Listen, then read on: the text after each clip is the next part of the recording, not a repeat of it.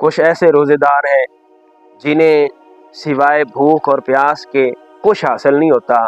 حضرت ابو ہریرہ رضی اللہ عنہ بیان کرتے ہیں، امام الانبیاء صلی اللہ تعالی علیہ وآلہ وسلم ارشاد فرمایا کہ صرف بھوکا اور پیاسا رہنے کا نام روزہ نہیں ہے۔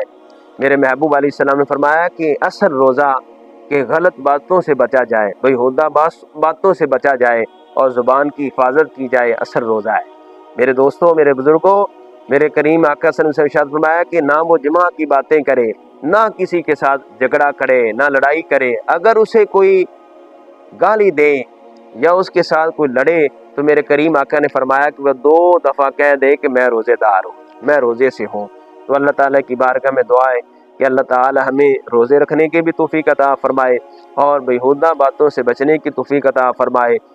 روزے سے ہیں، اللہ کا ذکر کریں، قرآن کی تلاوت کریں، اپنی زبان پر درود و سلام جاری رکھیں۔ اس کا فائدہ کیا ہوگا؟ ہم غیبت سے بچ جائیں گے، ہم چغلی سے بچ جائیں گے۔ جب زبان خاموش رہے گی، اللہ کا ذکر کرتی رہے گی، تو اس سے ہمیں فائدہ ہوگا دنیا اور آخرت میں۔ اللہ تعالیٰ کی بارگاہ میں دعا ہے کہ خالق کائنات عمل کرنے کی توفیق عطا فرمائے۔